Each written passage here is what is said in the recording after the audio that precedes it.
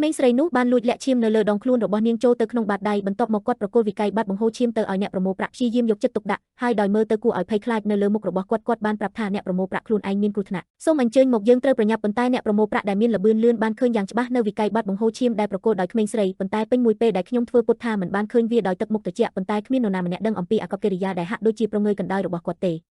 វាពិតជាបានជួយសង្គ្រោះជីវិតក្មេងស្រីការជំរុញឲ្យអ្នកចាប់ពង្រត់នៅខាងក្រោយកាន់តែខ្លាំងឡើងពេញប៉ោងនៅក្នុងភ្នែករបស់ក្មេងស្រីហៀបនិងហៀអ្នកប្រមូលប្រាក់តែងតែមានសេរីភាពគ្រាន់តែមើលងាយលេងខ្ញុំមិនទាំងលើកត្របកភ្នែកផងបំណងប្រាថ្នាសម្រាប់ការរស់រានមានជីវិតដែលទើបតែលេចចេញនៅក្នុងភ្នែករបស់ក្មេងស្រីត្រូវបានខ្ទេចខ្ទីភ្លាមអ្នកចាប់ពង្រត់អាចត្រូវបានអនុញ្ញាតឲ្យបើកចេញពីស្តង់អ្នកបង់ប្រាក់ប៉ុន្តែគាត់មិនអាចនឹកស្មានដល់ទេឡានទើបតែចាក់ចេញអ្នកប្រមូលប្រាក់បានចុចទូរស័ព្ទរត់ភ្លាមវាបានប្រែក្លាយថាគាត់បានឃើញរួចហើយតាមរយៈសញ្ញាទុកព្រួយរបស់ក្មេងស្រីខ្ញុំមិនហ៊ានបង្ហាញភាពខុសគ្នាណាមួយនៅចំពោះមុខអ្នកចាប់ពង្រត់នោះទេហើយវាប្រែថាអ្នកចាប់ពង្រត់ដែលបានធ្វើខុសឥឡូវនេះគឺខឹងខ្លាំងណាស់ស្ទើរតែសម្លាប់គាត់នៅនឹងកន្លែងប៉ុន្តែដូចជាអ្នកចាប់ពង្រត់